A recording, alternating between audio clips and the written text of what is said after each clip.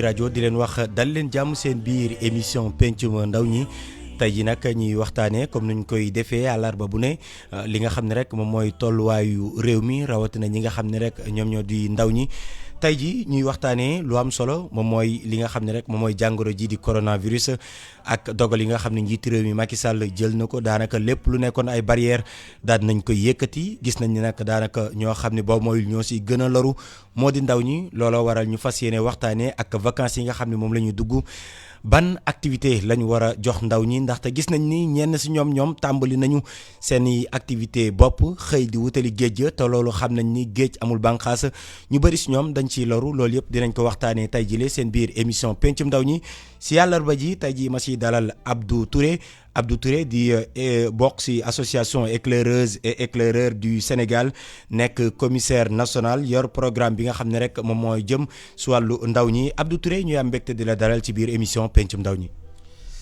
alhamdulilah salaamaaleykum mbokk yi maa ngi lay nuyu maa ngi nuyu sama naataango bi fi toog ñu nar a wax si émission bi ñu ngi leen di jaajëfal auditeurs yëpp. alors si beneen wàll wa am nañ fa Ibrahima Fall moom mooy njiital ñi nga xam ne rek ñoom ñooy sauver xale yi si géej gi maanaam ñoom dañoo jàng fee ba noppi toog si géej gi su fekkee ne am na tout tànk boo xam ni dafa nar a loru ñoom ñooy ki nga xam ne rek ñoom ñoo war a taxaw sauver la Ibrahima ñuy am mbégte yow itam di la dalalaat si biir émission pencum ndaw ñi. donc salaamaaleykum maa ngi nuyu auditeur ak téléspectateur yu ITV yëpp. donc di nuyu sama naataango Touré. donc di la nuyu yow mi nga xam ne yaa ñu dalal fii ci tey ci émission bi. donc ñu war nar a waxtaanee lu am solo muy jëm ci ndaw ñi ak naka la ñuy def ba ñëpp nekk ci jàmm. d'accord alors di leen jaajëfal baax yéen auditeurs yi di leen wax ni tamit si kanam di ngeen mën a woote soo leen bëggee si 88 628 38 38 88 628 38 38 waxtaan bi mooy naka la ñu mën a def ba am ay vacances yoo xam ni du contaminé wu maanaam comme lii ñuy dund jamono ji yëpp suñu nee du contaminé wu mooy day doon vacances bu mucc ay pour ndaw ñi te duñ ci loru ndax jàngoro ji di coronavirus. alors d'abord Abdou Touré naka nga gisee mesures yu mujj yi nga xam ni njiital réew mi di Macky Sall daal na koy jël daanaka yëkkati lépp lu nekkoon ay restrictions jëm ci xeex jàngoro ji di coronavirus parce que suba ak jàmm lay mat ñeenti weer ba mu duggee ci réew mi ba am ñu ci ñàkk seen bakkan tey ñu toll ci téeméer ak fukk ak juróom-benn. jërëjëf mi ngi bi ñu déggee décision bi président jël xawoon nañu jaaxal mais xamoon nañ tamit ne fa lañ jëm parce que ñëpp wax nañ ko ay raisons économiques la. ak yeneen yu tax mais man si biir discours am bu mujjee def dama relever benn affaire boo xam ne bi président tuddul benn ndaw ñi. si biir émission bi muy wax ak nation bi tuddul benn ndaw ñi. mu doon lu ma jaaxal sax bind naa ko ba wax ci muy lu ma xaw a jaaxal lool surtout ndaw ñi muy ñu nekk primaire ak ñooñu waxuñu dara si ñoom ma jël sama téléphone woo ay enseignants ay ñeneen ñu nekk si mbir mi laaj leen naka lañ ko gisee ñu wax ma seen avis ma ne leen ñu ne ma dañ yaakaar ne affaire bi fi lay jógee école tëj waaye lu si mënti am mooy que ne ñu lu mat a bàyyi xel la ndaw ñooñu waruñu leen fàtte. dañ leen war a boole si décision yi ñuy jël yëpp dañ leen si war a boole parce que li tax ñu war leen si boole wax nga ko si njëlbeen période coronavirus la ndaw ñi même bu fekkee ne ñëw ñu vulnérable lool ñu mën a dem indi ay jàngoro si kër yi lañ. te aujourd'hui bu fekkee ne dañoo teg restriction dañ leen daaneel xale yi génn libre. mën a dem si plage yi mën a dem feneen te waxuñu renforcer wuñu communication bi sur sensibilisation bi ak ñu téye xale yi si kër yi ñoo nar a indil mag ñi nag si biir kër yi maam yi ak bàjjene yi ñoo nar a indil ay jàngoro ba loraange bi gën a bari décès yi di gën a bari te gis nañ ko fu mu nekk nii fan yi cas yi gën a bari CTE yi ñu ngi bari nit te décès yi ñu ngi yokk. alors merci beaucoup Abdou Touré si beneen wàllu ba ma fàttali ñu ngi siy dalal Ibrahima Fall. alors Ibrahima yow tamit ban jàngat nga amee si tolluwaayu jàngoro bi fii biir Sénégal ak dogal yu mujj yoo xam ni njiitu réewu Sénégal di président Macky Sall daal dina koy jël. waaw jërëjëf mi ngi vraiment man bi ma déggee comment dire njiitum réew mi ci déclaration am bon xaw nañ ci am jaaxle mais aussi comme ni ko sama naataango Touré waxee donc bon xamoon nañu noonu lay demee parce que gis nga dëkk boo ko yoree dafa am lu ñu koy organiser voilà moom day xool. selon ni dëkk bi di doxee xëy na ak économiquement parlant bon day xool ndax économie bi mu ngi dox wala doxul te aussi man li ma ci gën a xaw a jaaxal daal mooy waruñu céder ci pression populaire bi. waaw parce que am na si loo xam ne donc neexul dégg ci nopp. mooy chaque jour boo xëyee feebar baa ngi gën a law di dem tey am nañu 116 décès.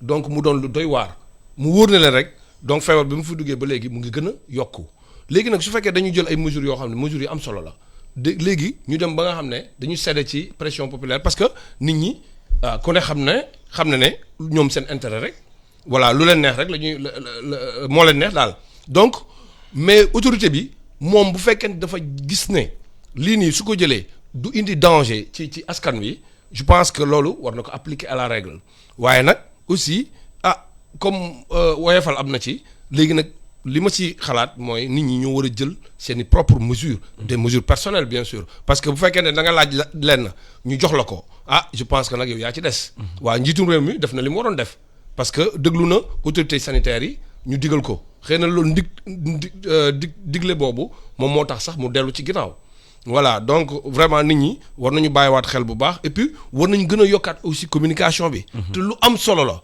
parce que nit ñi ku leen bàyyi noonu je pense que danger bi dina gën a yokku parce que dafa am loo xam ne sénégalais moom dafa nekk ci moom maanaam soo ko waxee rek nga bàyyi ko noonu te amul lu koy accompagner je pense que moom day def lu ko neex. voilà d'accord alors avant ñoo def transition bi dañuy descendre jaw ba tey jëm si wàllu ndaw ñi. wax naa ko léegi si njëlbeen suba ak jàmm lay mat ñeenti weer yoo xam ni jàngoroy coronavirus mi ngi lëmbee si réew Sénégal. ba lu toll si téeméer ak fukk ak juróom-benn nit daal si ñàkk seen bakkan mais suñ doon évaluer comportement ndaw ñi durant ces 4 mois là yow en tant que acteur ban regard nga am si seen comportement. waaw moom laa doon wax léegi xam nga gis nga ndaw ñi donc ñoom ñoo gën a exposé sax ci mbir mi parce que bu dee ne mag yi la xëy na mag yi seen génn bariwul ak seen i déplacement yi bariwul mais ndaw ñi ñu ngi dem ak ñëw donc dama jàpp ne gis nga soo jëlee mesure yoo xam ne peut-être que dafay doon mesure yu am solo mu jëm ci wàllu aar leen je pense que loolu dafa war a am lu koy accompagner toujours muy ci cadre plage yi ci cadre dem marché yi. ak mosquée yi nga xam te ne tëjoon nañ ko après ñu wax ba ñu tijji ko donc yooyu yëpp ndaw ñi dañ ci exposé parce que dañ cay dem léegi nag ndaw ñi aussi dañ leen war a encadrer dans la mesure où parce que ñoom ndaw du gis danger ku ne xam ne ndaw du gis danger moom moo ñu dal ci côté géej gi ndaw du gis danger donc il faut que am ñoo xam ne donc dañuy ñëw waxtaan ak moom xam nga bu ñu jël mesure rek toog jàpp seen njàmbur non dafa am lu koy accompagner mooy ñu dem ci ñoom ak ASC yi ak yenn kuréel yi nga xam te ne kuréel yu ndaw la donc ñu essayer leen encadrer parce que école bi comme ni ko Touré waxee léegi école bi tijjeegul donc am na loo xam ne lu bëri loo xam ne tey parents yi mënuñu dañuy toog seen kër duñ ko yëg parce que ndaw ñi ñooy génn tey mën nañu tàggoo fii ci koñ bi dem feneen donc yooyu yëpp parents yi mënuñu leen canaliser donc li ci des mooy ñi nga xam te ne ñoom ñoo ŋànk loolu muy autorité compétente yi ni ñu jël mesure accompagner les jeunes surtout parce que am na fi ministère de la jeunesse donc dégg naa ko mu def déclaration bu am solo jëmale ko ci ndaw ñi donc jëmale ko sax si plage yi fréquentation plage yi donc ñu ngi koy ñaan mu invité ñu sur la table sax ñu continuer waxtaan boobu. d'accord alors dinañ ci gën a mun a yaatal ndaw ñi nga xam ne ñi ngi dem si géej gi ndaxte gis nañ ni ñenn si ñoom tàmbali nañoo ñàkk seen i bakkan dinañ dikk ak yow léegi si lim bi nga xam ni am ngeen ko mais Ibrahima Abdou autant pour moi gis nañ ni Ibrahima mi ngi koy wax léegi virus bi dafay circuler te souvent ñi si gën a loru mooy mag ñi mais ndaw ñi ñoom ñooy circuler virus bi tey ji yow ban regard nga am par rapport ak 4 mois yi par rapport ak seen comportement mais également vous en tant que mouvement Foulard éclaireuse et éclaireur du Sénégal yan activité ngeen def jëm si wàllu woowu ngir gën a ñaax nit ñi. d'abord bu ñu jëlee 4 mois yu weesu ne waaye nga koy rappelé nee nga demee lay mat 4 mois bu ñu jëlee 4 mois yu weesu li ñu jot a dund gis nañ ne ndaw yi respecté woon nañ lépp luy restriction kenn dematul woon ci plage yi gars yi génnatuñu respecté nañ couvre-feu bi man su doon sama sago plage yi dañ leen di fermer parce que si président ci biir discours am nee na nañ éviter rassemblement yi donc autorités yi nañ teg des dispositions yu ñuy fermer plage yi. pour rappel bàyyi la rek nga développé mooy ba avant moom muy wax sax njiitu réew mi Macky Sall dañ ko tere woon. voilà mais doon na mesure bi nga xam ni autorités yi on dirait que ni dañoo dem ba baisser les bras mënatuñu woon dara ndaw ñi dañ leen bàyyi ñu fees dell si géej. effectivement man mën nañ comme ni ma la wax mën nañ fermer plage yi et proposer ay alternatives wala proposer sur tant de mètres carrés ñaata nit wala sur tant de mètres ñaata nit moo fa war a mën a nekk ak yooyu man dimanche passé gis naa vidéo boo xam ne plage bu Cap des Biches la bu Zac Mbao Cyprès ak Thiaroye Azur li fa nekkoon si nit vidéo bi circulé na si net ñi ko gis dañoo yéemu. te li gën a grave suñu benn xarit am na xameelam boo xam ne fa la labee jour boobu noonu si weekend boobu. de bu ko defee ñun chez les éclaireuses éclaireurs du Sénégal ñun depuis même balaa corona bi di ñëw au Sénégal. ñun dañoo anticiper parce que nous sommes dans un mouvement mondial et que nous avons reçu des instructions fermes concernant nos membres ak ñun naka la ñu war a doxalee donc durant corona bi yëpp bu mu am Sénégal sunu ndaw yi ñu ngi ci terrain bi lu ko dalee ci frontières yi Mali bi côté Guinée ba jëm Dakar fépp ñi nga xam ne sont les aînés ñu gën a solides.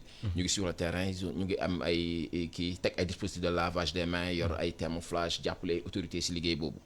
Maintenant lépp lu jëm ci wàllu programme pédagogique nous avons créé ce qu'on appelle un programme d'innovation virtuelle boo xam ne bii ñun dañoo teel a approprié wu ce qu'on appelle tout ce qui est outils digitaux yi et nu ñu ko defee mooy que ne nous utilisons plateforme genre bu tudd Teams moom la ñuy utiliser actuellement nous avons près de 2000 emails disponibles pour nos membres jeunes yi nga xam ne sont éparpillés partout dans les 14 régions du Sénégal dañuy def ay formations chaque week-end wala saa yu ñu ko mënee formation yi si tout tànk yi ba si mag ñi suñu première formation bi ñu def sax mooy naka la xale yi war a utiliser les outils digitaux téléphone bi smartphone yeeg yooyu ak bu seen waajur yi ak naka lañ ko defee en intelligence ak seen waajur yi durant période bii nii session parce que day am conséquence. voilà am na ay conséquences la sécurité l'utilisation des données personnelles lu bari ngi ci ginnaaw ñun dañoo njëkk def genre session de sensibilisation former leen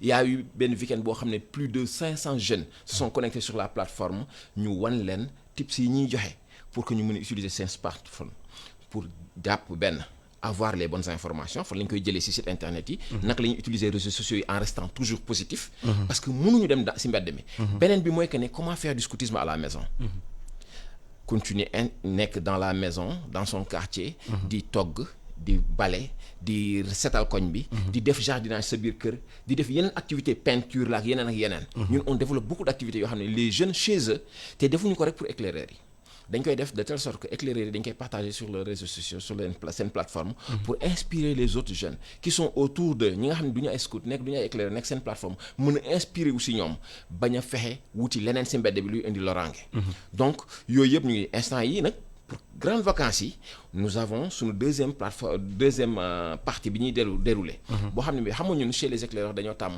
di dem camp de vacances partout les districts muy Pikine Guédiawaye Colobane Rufisque Ziguinchor Sédhiou ñëppay dem camp de vacances au minimum dinañ jël 15 jours d'investissement humain yoo xam ne dañuy dem quitter zone bi dem dëkk beneen zone découvrir le Sénégal jàng d'autres techniques de camping def du camping def des explorations ci àll bi loolu tey mënuñu ko def à cause du Covid de la Covid xam nañ koy waxee bu la sa neex donc lu ñu def nous allons créer des camps de vacances mais des camps de vacances avec des voyages virtuels c'est un programme innovant bu bees tax boo xam ne mais ce qu'on va faire nous sommes dans un réseau mondial de plus de 100 scouts ce qu'on va faire chaque week-end des scouts seront présents sur la plateforme et voyageront en hélicoptère de manière virtuelle rendre visite d'autres jeunes à travers le monde noonu lañ koy jàppee ba nar a delluwaat école et à côté de ça les aînés li nga doon wax les aînés ñi nga xam ne ñoo gën a solide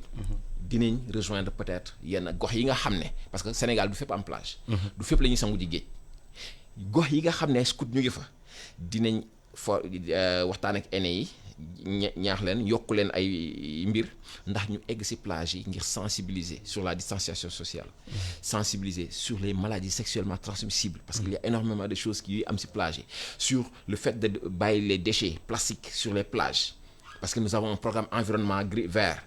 Il y a énormément de choses que nous allons étaler durant les grandes vacances pour permettre aux jeunes scouts d'être très utiles à leur communauté. D'accord merci beaucoup Abdou Touré di fàttali yéen a ngi seen biir émission pencum ndaw ñi tey jii ñuy waxtaanee vacances yi nga xam ne rek moom la ñu jëm ak jàngoro ji di coronavirus naka la ñu mën a def ba am ay vacances yoo xam ni yu mucc ayib lay doon waaye it kaaraange gu mat sëkk ba nga xam ni ndaw ñi duñu loru su coronavirus war a bokk ñu loru si géej gi loola waral tey jii ñu siy dalal ki nga xam ne moom mooy Abdou Touré bokk si kuréel gi ñu tuddee éclaireuse et éclaireur du Sénégal muy commissaire national yol programme bi nga xam ne rek moom moo jëm si wàllu ndaw ñi ak Ibrahima Fall jiite kuréel gi nga xam ne moom moo ëmb ñi ngeen di gis si géej gi ñuy sauver xale yi nga xam ne rek ñoom ñooy sangu géej gi sax la ñu jëm parce que ginnaaw bañ defee xayma ba noppi gis nañ ni naam jamonoy coronavirus lañ nekk day fees dell heure bi daaw ña loru woon bëri na lool ba ñu defoon si ab émission def si melokaan fii ñu toll mbaa lim bi ak daaw suñ koy comparer fan ban constat ngeen gis par rapport ak ñuy laru si géej gi. waaw jërëjëf mi ngi vraiment lim bi commencé am ren ni moom moo ñu gën a jaaxal sax. parce que été bi demagul fenn. donc pandémie bi ñëw nekk particularité ci at bi muy coronavirus bi nga xam ne moo fi dugg léegi ministre de l'intérieur et de la sécurité publique jëloon ay mesures fermes pour tëj fépp fi nga xam ne lieu de rassemblement la. plage bi bokk ci. voilà bi mu ko jëlee nag ñun ñi nga xam ne nous sommes des sauveteurs aquatiques ñun d'accord nañ ci. en tant que sax sénégalais. parce que comme feebar bi day law ñu ne bépp milieu boo xam ne dañ fay dajaloo. donc dañ koy tëj. donc jël les forces de défense et de sécurité muy police ak gendarmerie envoyé leen sur le terrain donc ñuy gérer la sécurité des plages mais dañu toog ba ci kanam. ñu commencé dégg ay cas de noyade. ñu ne waa loolu nag jaaxal nañu parce que bu fekkee ne sécurité bi donc mu ngi fa nan la ñuy def ba bàyyi nit ñi ñu dugg donc bay lapp actuellement ba fi may wax ak yow ni mi ngi am nañu fukki nit ak juróom-ñaar yu ñàkk seen bakkan ci plage muy 17 personnes. ñu ndax mesure bi dañ ko lever wala déet ba léegi parce que mesure boobu. moo tënkoon ñi nga xam te ne ñoom ñooy wattu nit ñi ñuy dem ci géej gi mu ñun parce que mesure boobu warul ànd ak sauver parce que kuñ dul bàyyi nga àgg ci géej je pense que kii lay sauver jarul mu fay nekk parce que c'est paradoxal le fait d'interdire une chose et y mettre la sécurité. léegi nag paradoxe boobu nag moo ñu téye woon ci plage bi di jouer rôle maître nageur. alors donc ñun dañu am solo. donc si sécurisation de plage. alors dinañ dikkaat si yow parce que am ngeen solo lool te it war nañoo xool ak comme ni nga ko waxee sànq yaa nga doon woo jëwriñ bi yor wàllu ndaw ñi. waaw ñu jéem a xool ak yéen naka la ñuy def ba mun a wéyal ay programme yoo xam ni géej gi dañ koy aar parce que booy tere nit ki tamit benn lenn. da nga koy utal ci leneen lu mu def. espérons que ni mi ngi lay dégg. voilà mu ngi noonu mu ñëw émission pencum ndaw ñi. parce que yittewoo nañ ko lool mais ba tey mujjeegul antu alors Abdou Touré 17 personnes yoo xam ni identifié nañ leen. depuis ba été bi duggee ñu ñàkk seen bakkan jamono ju ñu tëjee géej gi d'abord ban jàngat nga si njëkkaam 17 yoo xam ni tàmbali nañoo lab te lim bi demagul fenn. waaw métti na trop ñu ngi jaale seen waajur yi di jaale seen mbokk yi métti na trop 17 personnes te li si gën a yéeme si 17 personnes yi am na ñoo xam ne dañ leen porté woon disparu ñi dañ def noonu ay xale yu réer lañ. et à un certain moment. ñu jékki-jékki jot naa fi benn budul ñaari yoon ay photo après ñu ñëwaat ni ma. finalement for nañ ko Mali bu dafa lab. c'est ça voilà léegi loolu lu muy wane rek mooy que ne corona bi durant bi ñu toog 4 mois yi tëju si biir kër yi. pression bi métti na si nit ñi kër yi xat na tàngaay bi ñëw na. nit ñi bëgg nañ sport ñii bëgg nañ soulager wu jàngat bi may am mooy que ne solution bi. dañuy évaluer lan moo waral. ñuy def rush yooyu. xam nañ ne dëkk bi xat na tàng na. mais sur le plan environnemental il y a beaucoup de problèmes. tey boo xoolee restriction fermeture yi.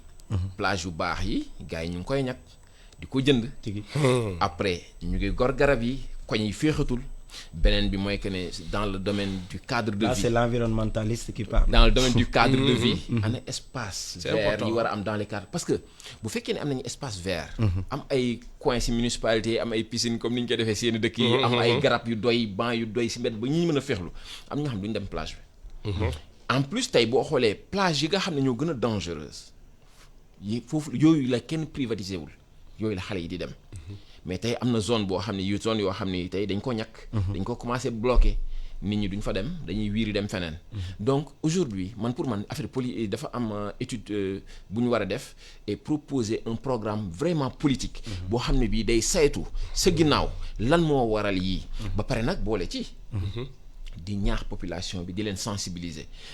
comme ni nga ko doon waxee en fait si sama biir kàddu bugguma woon sax wax ñu tere mais ñu réglementer. tout à fait ñu réglementer parce que accès plage yi dafa baax tamit ñii dañuy def sport air bu muy noyyi dafa si neex yooyu yëpp mais ñu réglementer ko de telle sorte que def ay dispositifs si plage ba nga xam ne nit ñi virus bi bu ko neexee mu circuler ba dem si ndox bi te bañ a laal nit ñi xam nga ak yeneen man pour man yooyu la ñu war a def ak proposer d'autres types de programmes aux jeunes dans les quartiers pour que ñu mën a des fois mën a sax fàtte géej gi.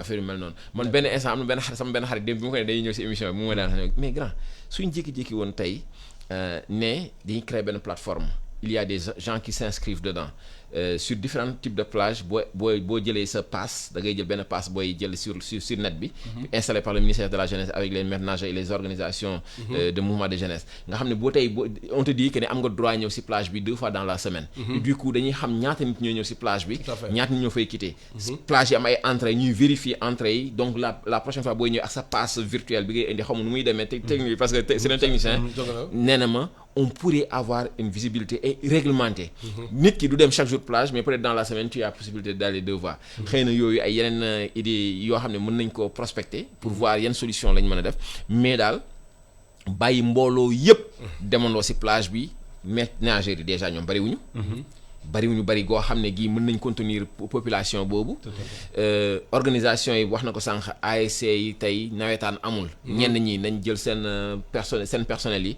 orienté leen ñoom maîtres nageurs yi sensibiliser leen à ce que former leen ñu mën a teew ci plage yi di veiller di surveiller même bu ñu mënul fee sax ñoom ñenn ñi mën nañ veiller surveiller pour def alerte mais aussi distanciation yi ñu fexe ko parce que li ma gis Thiaroye Azur gendarmes yi ils sont tellement débordés ba pare tu vois des centaines de personnes di daw footing jogging di dem ci plage bi et benn escadron bu ndaw moo fa nekk war pour leen pour filtrer leen naan sol leen seen masque. te li nga gis Thiaroye moom moo am Malibu moom moo am Malika moom moo am BCEAO moom moo am Jàmmalaay compliqué na trop. yéen a ngi seen biir émission pencum ndaw ñi comme ni ngeen ko déggee rek ñuy waxtaanee coronavirus ak i njeexitalam si ndaw ñi jamono ji ndaxte gis nañ ni lépp lu nekkoon ay dogal njiit réew mi Macky Sall daanaka deltu na si ginnaaw ngir rek ñu mën a dund ak lii di virus bi bañ a rek indil gàllankoor suñu économie parce que jàpp na ni waruñoo bàyyeek suñu bakkan jàngoro ji waaye tamit suñu bakkanu économie waruñ kaa bàyyeek jàngoro ji alors léegi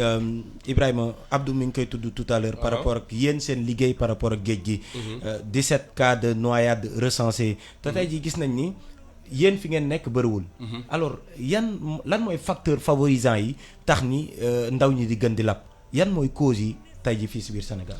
waaw jërëjëf Miki loolu vraiment question bu gàtt la waaye li mu ëmb moo bëri. facteur favorisant yi bëri na. damay njëkk a wax rek souligner phénomène fréquentation des plages duñu na ko sànq Touré. wax na si wax bu am solo aussi. parce que li ñu doon owee plage autorisée yi donc plage yooyu yëpp dañu ko jaay. léegi pour def ko ay dëkkuwaay. léegi nit ñi ils sont obligés de se rabattre vers la grande côte. muy côte bi nga xam te ne.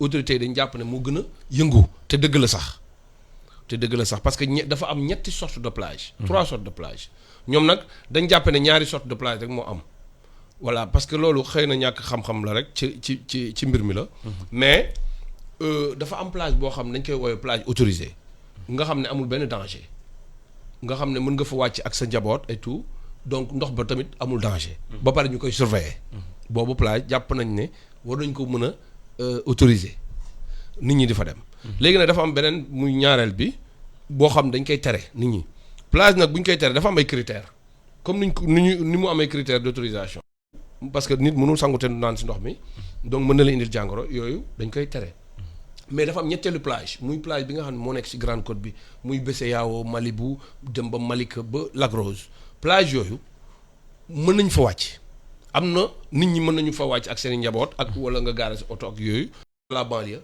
dootoo déggati cas de noyade parce que gis nga Dakar géej gi moo ñu wër nañ waxante dëgg nit plage dafa bokk ci moom comme ni ko Touré waxee léegi xale jeune dafay xool moom lan la moom mu def ko xëy na kay dañ dul yem fi ñu leen yemloo rek. waaw loolu moom jikkoy jeune la bu ko defee nag li ci topp. mooy ñi nga xam te ne ñoo nekk ci bërëb boobu ñuy dem. di fa fo wala di fa def yeneen donc ñu mën leen encadrer. surtout encadrement bi waaw donc loolu moo tax autorités yi donc war ñu accompagner ci boobu document bi la ca nekk mooy dañu war a mettre comme jeunes yi ñoom mënuñoo tëj ñoom ay at mënuñoo fexe ba tëj plage bi pour que nit ñi bañ accéder léegi sax gën naa yomb accès bi gën naa yomb parce que ubbil nañ leen ay rond-point ak yu demee noonu léegi nag accès ba dafa gën a yomb ba pare beneen phénomène mu ngi nii mooy dañoo dëkk ak ñun ñoom la ñuy àndal ci été bi yëpp. donc ñu ngi leen di remercier au passage parce que seen liggéey am na solo trop aussi. d'accord alors voilà. 88 628 38 38 88 628 38 38 ku bëgg a dugg si waxtaan bi rek ibil nañ la suñu téléphone waaye dañuy wëy si pàcc daanaka bu gën a am solo si waxtaan bi ndaxte ginnaaw xayma bi solo si waxtaan bi mooy. yan activité lañ mun a proposer ndaw ñi ci vacances yi parce que gis nañ ni sànq yaa ngi koy tudd navétane par exemple ces activités là mun nañ wax ni compromise parce que jamono ji navétane ñoom waxaguñ ñi ba xam dinañ amam du am mais suñuy xayma pour mu am jafe-jafe lay doon te su fekkee ni benn activité boobu nga xam ne daan na dajale ndaw ñi du am colonie de vacances également te sax colonie c'était pour une partie de la population tey ñenn ñi la ko yàlla may ñeneen ñi yàlla mayu leen ko woon colonie de vacances du am camp de vacances sooy xool suñuy tere rassemblement du mun a am alors Touré Abdou quelle activité pour ndaw ñi.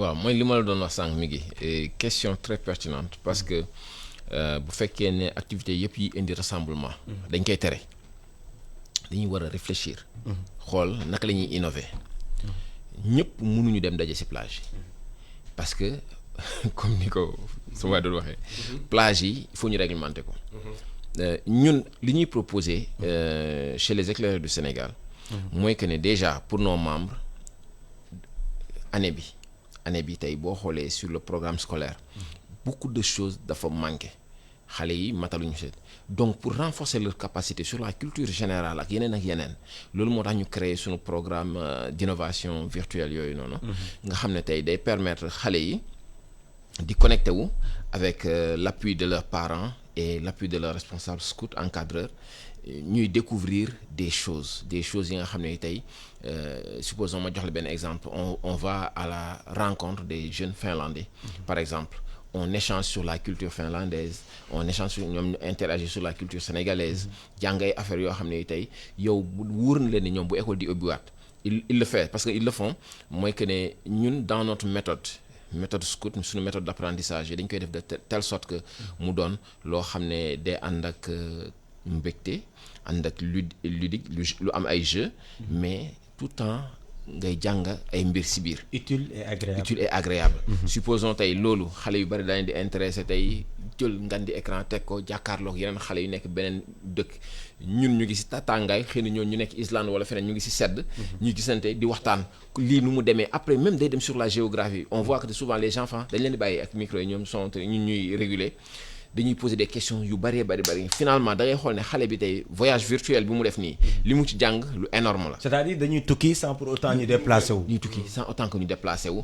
et que loolu da leen di jox bagage intellectuel beneen bi ñooñu. mën na nekk xale yu ndaw yi tout tànk yi nga xam ne tey ñoom ñoo am entre 6 ans 11 ans. après da ngay dem si ñi nga xam ne dañoo am 12 ans D'accord alors Touré dama lay bàyyi nga eggali mais on a quelqu'un en ligne donc priorité au téléphone allo. allo oui. émission iRadio. waaw yaa ngi en direct ci iRadio émission pencum ndaw ñi.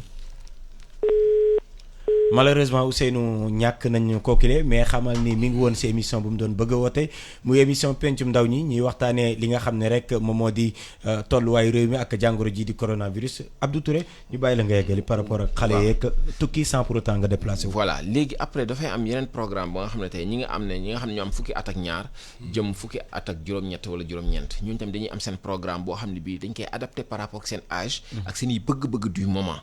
parce que si diagnostic bi ñu def mooy que ne xale yi tëj bi yàgg na ñenn ñi sont déjà inquiets si seen kii est-ce que déwén bu ñu jàllee en classe supérieure est-ce que dañu am niveau bi yooyu yëpp ñun dañ koy inclure si suñuy programme ñu xool nuñ koy taataane ak ñoom waxtaan si pour dem am na ñoo xam ne tey ñu ngi ñuy demander def ay amoon dañu demandé woon def ay camp secourisme def ay camp natation def ay beaucoup de choses yoo xam tey mënuñu ko def mais dañuy xool tey ne naka lañ mën a adapter programme yooyu yëpp sur le virtuel. beneen bi mooy dañuy ñaax xale yi tey amoon na fi président waxoon na fi un programme sur l'environnement set setaleeg yooyu mais c'est pas interdit ñu def ko ñun dañuy continuer am na xale yoo xam ne tey fi ñu nekk amuñu internet bu doy dañ leen di ñaax jëmbat garab seen kër ñaax seen copains yi ci biir koñ bi ñuy setal koñ bi def ci sans autant que mu créer ay rassemblement ils peuvent le faire parce que tey ñoom ils ont besoin yëngatu parce que tëju bi dafa métti. en plus c'est une belle opportunité. Voilà. pour ndaw Sénégal ñu ñaax leen ci lii ñu tuddee citoyenneté bu ñuy wax parce que sooy xool Sénégal bëri nañu fii soxo suñu leen amee yéen les éclaireuses et éclaireurs du Sénégal am yeneen ñaar ñetti mouvement jeex na ña sa des daanaka loolu daf leen di manqué. daf leen di manqué te ñun fu mu nekk nii am na tey benn volet humanitaire bu ñuy créer boo xam ne bii tamit moom laa doon dem sànq si ñu gën a xam ne ñoo gën a mag ñi nga xam ne dañuy am entre 17 ans jëm 19 ans ba 25 ans boo xam ne tey dañ leen di ñaax tey xam nga ne nawet yaa ngi ñëw. dégg ngeen li am Côte d'Ivoire. ñun dañoo am plan de contingence bu ñu préparer boo xam ne bii tey dañ koy préparer xamuñu bu inondation amee sunu ndaw ñi faw ñu déployer wu faw ñu taxaw dañoo bëgg tey ndaw ñi di vacances yi mu ngi fi gaa ñu ngi am seen i loisirs di seetaan football di def yeneen ak affaire ci seen kër. mais bu problème amee dañuy war a taxaw seen ndaw ñi seen askan. taxaw sa askan lu am solo la. bu ko defee ñun ci suñu programme bu ko defee ñun samedi bii sax tey am nañ benn session boo xam ne bii. te naka la comment faire face. comment les jeunes scouts. nu muy taxawee en face des désastres humanitaires. moo nga xam ne bii tey inondation bu amee ñoom naka lañ mën a déployer wu naka lañ mën jàppale seen askan naka lañ mën a enrôler yeneen jeunes yu nekk ci seen wet. ànd ak ñoom pour jàppale seen askan. donc dañoo am palette de programme yu vaste yoo xam ne tey des fois dañuy jàpp ne xale yi plage ak li ñu mën a dem wala nawetaan mais am nañ énormément de ressources yu ñu mën a def dans ce mais tellement que peut-être des fois duñu consulter mouvement de jeunes yi pour ñu wax leen c'est quoi leur programme autorité bu ñu doon def loolu. di consulter mouvement de jeunes yi ñu leen di accompagner ñoom ci programme yi ñu bëgg a def. doon na gën a neex parce que on a assez de ressources. yi nga xam ne tey bu ñu ko mettre à seen disposition ñu en partenariat mën nañ toucher beaucoup de jeunes ba nga xam ne tey ñenn ñi seen xel dootul nekk focus sur yenn yi. wala ci délinquance wala ci dem naka def nekk ci lu noonu. mais dinañ jéem a xool nu ñuy amee askan seen njëriñ parce que amal askan sa njëriñ noonu tamit. daf si am yoo xam ne formation diplômante la. yoo xam ne chez nous boo ko defee da ngay am kayit buy wane ne yow mi durant les vacances tu as été utile à ta société. te loolu day baax ci sa fa nga jëm ëllëg ci sa jàng wala ci sa carrière. tigi alors am nañ vacances citoyennes suñuy kanam après dinañ xool ak Abdou ban contenu également la ñu mën a def suñuy vacances citoyennes il y a un leader politique Ousmane Sonko qui a également proposé des vacances agricoles patriotiques. mais yéen ñi nga xam ni yéen a yëngatu ci wàllu géej gi. am ngeen aussi yenn activités yoo xam ni war ngeen ko mën a proposer ndaw ñi pendant les vacances natation par exemple est-ce que soxal na ndaw Sénégal. voilà merci beaucoup kon waxtaan bi am na solo aussi trop vraiment Abdou li mu wax vraiment baax na autorités yi dégg ko. parce que am na solo trop ndaw ñi moom mooy li ma doon wax sànq gis nga ku leen mën a téye. ba du ñu def yenn yi def naa ne daal dina gënal parents yi dina gënal ñëpp. voilà mais ñun en tant que association des maîtres nageurs sauveteurs et surveillants de baignade du Sénégal.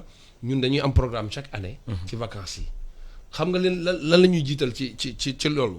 sensibilisation ñun amoon nañ programme de sensibilisation ba dem ba ministère de l'éducation donc pour wax ne leen ne ñun dañu bëgg dem ci école yi fekke leen fa. sax di leen sensibiliser par rapport ak les cas de noyade donc loolu defoon nañ ko daaw léegi beneen bi ci tegu ñu organiser ay journée de sensibilisation toujours sur les risques de noyade dans les zones de baignade. voilà donc mais ñun li ñu gën a yitteel mooy comme li ministre de la jeunesse wax. gis nga looy tere ñoom jàpp nañ ne dañ ko war a tere. géej gi parce que ñun sax loolu ànduñu si jeunes yi di dem ci plage yoo xam ne amul sax surveillance. loolu moom mooy suñu xeex ñun MNSB. xam nga donc nañ leen utal je pense que nañ créer cadre yoo xam ne cadre de loisir des trucs comme ça comme ni ko Touré waxee pour que. jeunes yi mën a habitué wu loolu aussi. pour bañ a dem plage. parce que ñun lu ñuy accueillir ci ay nit kenn xamul nu mu toll chaque année. te day gën a yokku te li mu wax dëgg la gis nga vidéo yi boo koy xool fan yi dafa mel ni nit ñi li leen manqué woon ci plage. dañ ko doon fay. dañ ko bëgg a dabu ci. parce que week-end yi ni muy amee ay nit ci plage yi man sama yaram day daw parce que surtout au niveau de la banlieue fii sax côté yi sax Dakar am na surveillance mais au niveau de la banlieue kuy lab nii lañ lay xool te ñun am nañu information ne que ne ay 3 personnes ñooy labandoo. ci benn bés. loolu lu doy waar la moo tax daal man damay ñaan ñoom Abdou ñi nga xam te ñoom ci loolu yenn parce que yéen ak ñoom Abdou. mais il faut que ngeen liggéeyandoo non ren il faut que sax ñoom ñu accompagner ñu. xam nga lu tax dafa am particularité mooy pandémie bi nga xam ne moo fi nekk te génn gu fi. léegi nag ñun suñu liggéey dañ ko yam nous notre compétence est assez limitée gis nga dañoo yam ci cadre surveillance des baignades. maanaam di wattu nit ñi nga xam ne dañuy ragal ñu lab ñu daw sauver leen. alors léegi nag soo si bëgg boolee di leen régler pour distanciation sociale physique yeeg yu demee noonu. bëgg leen ñaax. ñoom Abdou ñii nag ñoo ko. ñooy intervenir ñoom ñoo ko war a def.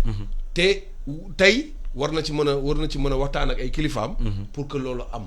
di ñaan aussi ministère de l'intérieur donc mu envoyé comme ni mu ko defee donc les forces de défense et de sécurité parce que am na si loo xam ne tuuti ñoom dañ ci war a ànd. muy sécurité publique bi te kuy duggati ci plage. na takk masque balaa mu fay accéder. loolu tamit lu ci am solo loolu tamit du maître nageur bi moo ko war a def. voilà donc ñoom Abdou tamit suñu taxawoon si buntu yi di sensibiliser nit ñi par rapport ak port de masque yi. force de défense et de sécurité nekk si côté bi je pense que loolu dinañ am limu.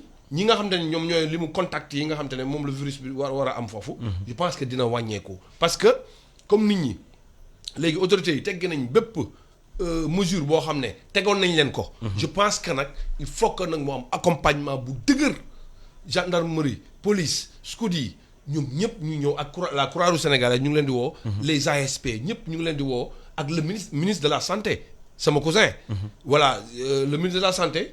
il faut que moom tamit mu accompagner ñu si bërëb yi nga xam te ne day accueillir yenn nombre de personnes yi muy plage li muy accueillir je pense que. même école yi nga xam te ne dañ leen jox ay raxasukaay ak yooyu xam nga ñun li ñuy jot si ay nit moo ëpp fuuf donc ñun lañ war a sax gën a accompagner nii.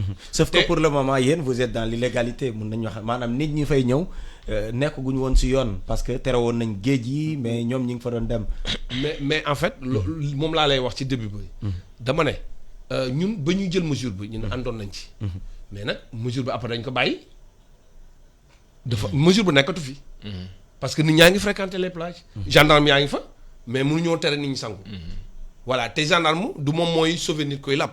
xam nga moom li mu mën a def mooy assurer sécurité publique bi. ba pare takkuloo leen ay masques respecté loo leen. mesures yi nga xam te ne moom la autorité yi édicté si lu wàllu mu jëm ci wàllu pandémie bi. ak feebar bi. donc léegi li ci des mooy ñoom Abdou ñëw. waaw bu ko defee ñoom ñu accompagner ñu. tous les jours ci plage parce que plage yi aussi. ñun ñu ngi am 22 plages ci Dakar. ci banlieue bi am nañ fa ay plages côté Petite Côte bi aussi Mbao ba Tëngéej. am nañ fa ay plages donc ñu essayer déployer wu aussi. ci plage yi di essayer sensibiliser jeunes yi. parce que jeunes yi mën nga leen fekk ci li ñu bëgg. wax leen ci ñu dégg. mais xam nga lan lañ bañ. xëccoo ñoom. d'accord jeunes yi xëccoo lañ bañ parce que gis naa ñu bëgg a sangu di xeex ak sa policier bay toj seen oto. voilà donc loolu. je pense que loolu waruñu fa sax àgg. voilà loolu daal je pense que dafa war a ànd ak campagne de communication boo xam ne. ministère de la jeunesse donc ñëw bokk ci xeex bi comme ça ñu mën a waxtaan ak jeunes yi. ministère de la santé ñëw ñu mën a teg ay raxasukaay. ci plage yi ñëw sax indaale ay masques di ko may nit ñi. parce que am na si ñoo xam ne gis naa dimanche ñi doon dugg plage de Siao gendarme dañ leen doon jëndloo masque ñu ne amuñu luñ ko jëndee ba dañoo mujjee ñibbi. mais duñu ñibbi dañuy wëri dañuy jaaraat ci beneen sens dugg ci plage bi. je pense que loolu yëpp ay problème la yoo xam ne ñu war a régler la. waaye su fekkee ni ndaw ñi dañ leen di bàyyi ñuy wëy di fréquenter li nga xam ne rek moom mooy géej gi foofu rek moo am ay matuwaay yoo xam ni moom moo leen si gunge te suñuy wax jëwriñ yoo xam ne nag jamono ji di wax ndaw ñi xel yëpp day dem si jëwriñ bi nga xam ne moom moo yor wàllu ndaw ñi moom programme am boo xam ni yëg nañ ko muy am saa su nekk boo xam ni jàpp nañ ni mooy le programme communautaire ce sont les vacances citoyennes tey ak période bu ñu toll coronavirus suñu waroon wax vacances citoyennes tey jii ñu waroon leen ko dénk par exemple ban idée ngeen si am ban proposition tey jii ngay teg si table ji Abdou Touré éclaireuse et éclaireur du Sénégal. waaw man lu ma gis. bu fekkoon ne ren jii tey vacances citoyennes dafa waroon am pour man mobilisation bi dafa war a gën a dëgër ci sensibilisation bi ci Covid bi. c'est l'urgence du moment pour moi. c'est l'urgence du moment après ñu doog a xool leneen parce que gis nañ ko depuis que président jël avant-dernier discours am bi mesures yi baissé na ministère sensibilisé tout.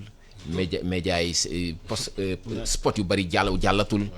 après nit ñi il y a cette dafa mel ni le fait que président wax ne apprenons à vivre avec le virus mooy que ni dindi leen masque yi def leen lu leen neex te en fait vivre avec le virus c'est mooy que ni loolu la ñu war a def nag en fait waxtaan boobu sensibiliser nit ñi mooy que ni c'est juste que da nga war a continuer à respecter les gestes barrières di raxasu di protéger mu masque mu éviter rassemblement yi man pour man bu ñu doon mobiliser aujourd'hui sur les vacances citoyennes si loolu lañ am nañu assez d'organisations d'associations de mouvements de jeunesse yu fi nekk tey yoo xam ne vivre avec le virus boobu noonu la ñu war a renforcer transport yi aujourd'hui keroog bi ñuy wax président bu muy wax tudd ko da ko brosser rek waxu disposition yu bees yi ñu jël est-ce que nit ñi est-ce que transport yi dañuy dellu parce que ñuy commencer surcharger yooyu yëpp ay affaires yu ñu war a éclaircir la et que tey mouvement de jeunesse yi tey dañoo war a peut-être bu ñu leen di impliquer si lu mel noonu dina leen neex parce que déjà que ñun ak Croix-Rouge ak Scout du Sénégal ñu ngi si terrain bi booba tey jógewuñu si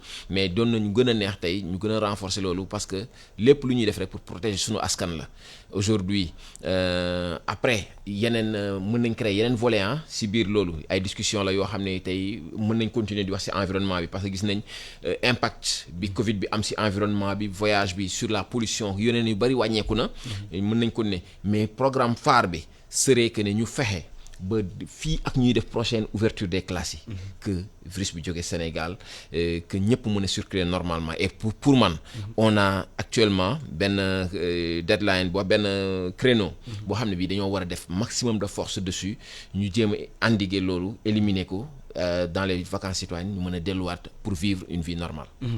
si vacances citoyennes yooyu la ñuy desandeek yow sax suñuy doon xool di def xayma par rapport ak les autres années bien vrai que tey contexte bi c'est un peu particulier mais est-ce que jàpp nga ni nañ ko daan defee mooy lu nit ñi mooy lu ndaw ñi bëgg fan nga leen di xaar dëgg. effectivement yàgg naa ci wax ni ñu ko daan defee peut-être idée bi baax na mais. dañ daan gis ne c'est très folklorique très Sénégal dafa am ay urgence suñuy urgence du mbégte ak fo bien que loisir lu am importance la si nit mais du loolu mooy urgence bi parce que gis nañ ni dañuy jël xaalis jox ko ay stars ñuy wër di way def ay concert nous li ñu bëggoon mooy que ni nit ñi concentré wu sur la préservation de l'environnement durant les vacances qu'il y ait des programmes de bénévolat et de volontariat xale yi bi ñu defee seen vacances ba pare génn si am ay outils yu leer lu leen wër ne man j'ai été capacité durant année bi yëpp université laa nekk di jàng tel domaine mais tey je vais en application comme ce qu'on a fait au camp climat de l'année passée nous avions 350 personnes ñi fa jógee yëpp dañoo jàng ay mbir yu bees si géologie jàng si pétrole si transport urbain yi lan mooy pollution lan mooy les métiers verts lan mooy les métiers d'avenir yooyu yëpp ay canaux la yoo xam ne tey si l'État du Sénégal investit dedans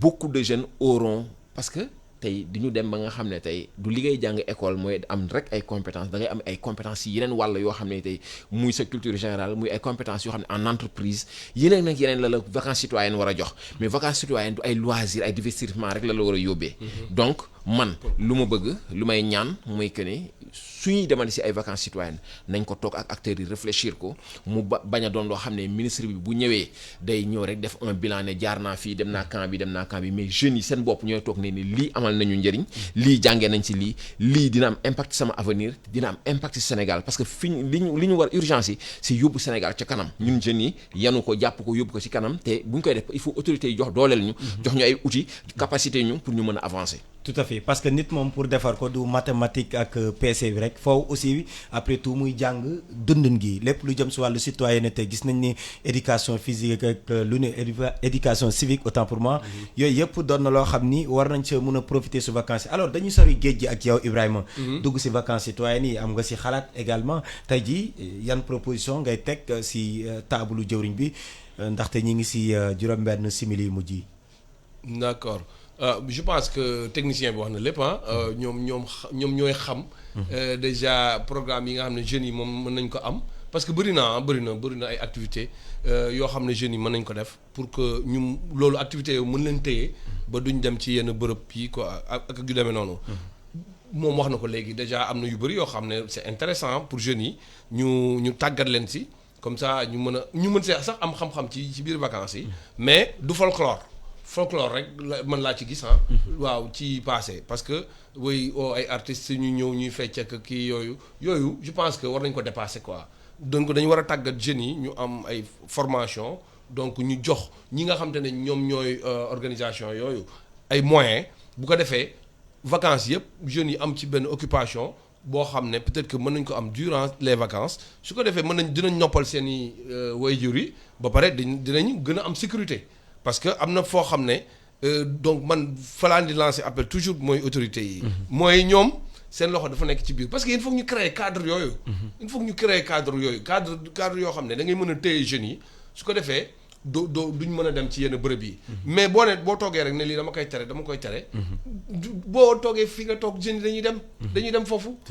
léegi li ci des mooy nga accompagner ko ak sécurité rek donc mooy gërëm bu baax vraiment l'association des maîtres nageurs surveillants de baignade. waaw on a profité kaddu gi mujj gi laata rek ñuy tàggatoo. voilà donc maa ngi leen di gërëm bu baax maîtres nageurs Sénégal yëpp donc ñoo tax ma ñu ñëw fii donc ay jàmbaar lañu xarañ nañu ba pare nañu aussi pour dem foo xam te ne donc zone de baignade la. fu ñu leen woo ñu war a mën a intervenir donc ñu dem fa taxawu. askan si yan condition par exemple ngeen di demee banlieue.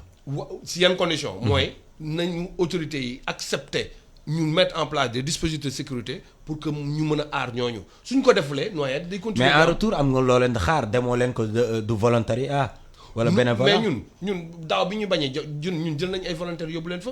mais xam nga lan la préfet bi def dem teggi leen fa. xamuñu la pour noyade di continuer. loolu lu doy waar la kenn xamul nañ ko mën a qualifier c'est-à-dire que loo xam ne nit ñi mën nañoo fréquenter les plages amul benn problème. mais dafa am lu ci tof lu ci xaw ma toftalu xaw ma. dañ koy wax maanaam lu ci topp. maanaam sax dina sapeur pompier yi nekk Guédiawaye. xam nga ñoom fan la ñuy dem intervention. comment dirais-je plage du Thiaroye bi. Mbatal ñi jóge Guédiawaye. seen élément ñu xam nga lu tax. parce que ñu war a jël ak masque yi nga xam ne moom la ñu war a jox nit ñi pour ñu ñëw ci plage yi je pense que dinañu am vacances bu baax. di ko jaajëfal baax a baax moom Ibrahima Fall di jiite ñi nga xam ne rek ñoom ñooy nekk si géej gi di may gët ndaw ñiy sangu ngir rek ñu mën leen a sauver su fekkee ne rek dañuy loru alors Abdou quelles sont les dernières recommandations yoo nga xam ni tey jii bëgg nga ko jeexalee ñu teg ko si loxoy kilifa yi mais également ndaw ñi parce que jàngoro ji comme ni ko njiitu réew mu waxee. jógagul Sénégal bés bu yàlla sàkk ñetti nit lu mu néew dina ñàkk seen bakkan depuis maintenant 2 semaines.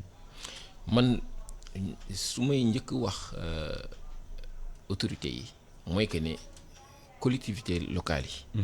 ñoom am nañ ci wàll mën nañ wax tout le temps ministère. collectivités locales yi am nañ ci wàll ñoom tamit nañu xalaat ci ay programmes yu innovants. xool au niveau local comment faire parce que il y a des écoles à préparer am na écoles yoo xam ne amuñu ay toilettes ñii dañoo am ay problèmes plomberie nañ mobiliser jeunes yi dans les quartiers ñu organiser wu taqale defar affaires yi. parce que pour man les jeunes sénégalais xamuñu. culture bénévolat. rawatina ASC yi également. voilà pour nawetaan kese la. voilà alors que war nañoo amal njëriñ. voilà on peut faire des navétanes actuellement. on pourrait faire des navétanes challenger équipe yëpp challenger seen bopp ku si nekk ne man sama koñ école bu fa nekk dama koy challenger dama koy peinture dama koy defar rafestale ko boo demee cours école yi arrière cours yi. lépp ay tablement yu damm la. pourquoi chaque ASC aujourd'hui du toog ne sama koñ école bii fi nekk balaa école di ubbiwaat ban yëpp dinaa ko defar dinaa peinture classe yëpp dinaa defar débouché tuyaux yi dinaa defar kii yi ñu challenger seen bopp foofu. parce que mairie yi amoon nañu ay budget yu ñu leen di jox. mais nañ orienté budget yi foofu. ñu wàññi folklore bi. pas de subvention pour les ASC. beneen bi. mooy que ne les jeunes. beneen bi mooy que ne man c'est un rêve pour moi. j'appelle tous les jeunes aujourd'hui bu defee supposons nawet gii nii. jeune bu nekk bu jëmbatee benn garab. dans son quartier si kanamu buntu këram nous aurons 16 millions d'arbres au Sénégal. Et que ce sera une très belle contribution par rapport à l'environnement, par rapport à la protection de l'environnement au Sénégal. Donc il y a énormément de choses yu ñu war a def mais nit ñi nañ jéem a focaliser aussi lu am solo te wàññi caaxaan bi ak aussi jeunes yi nañu dégg autorités yi dem créer ay violence tout le temps avec les autorités parce que on t'a interdit wala on a fait des restrictions. C'est pas bon. ñoom nañu xalaat ëllëg bu ñu waree gérer réew mi naka lay demee donc lépp waxtaan la nañu ànd ak yar ànd ak teggin si lépp lu ñu war a def. di leen jaajëfal baax a baax yéen auditeurs yu iRadio mi ngi Maram Ndiaye moo nekkoon si kàddu gi doon am mbégte di leen dégtal émission bi ngeen taamu muy pencum ndaw ñi ma si doon feggoog Ousseynou Ndiaye ak Pape Samba lu jëm si wàllu xarala yees yi di leen jox dig daje àllarba bi di ñëw si beneen numéro waaye laata loolu xabaar yi day wéy si biir iRadio 90.3 fii si Ndakaaru. Publicité sur iRadio. Dans votre nouveau numéro Jeune Afrique, retrouvez en exclusivité la 21e édition du classement des 500 premières entreprises africaines. Une photographie du secteur privé qui révèle des dynamiques bouleversées par le Covid-19. Découvrez l'interview exclusive de Paul Kagame, lutte contre le coronavirus, relations avec ses voisins et la France, état des droits de l'homme dans son pays, le président rwandais s'explique. À lire également toutes les clés pour comprendre le bras de fer entre Kais Saied et Rached Ranouchi en Tunisie.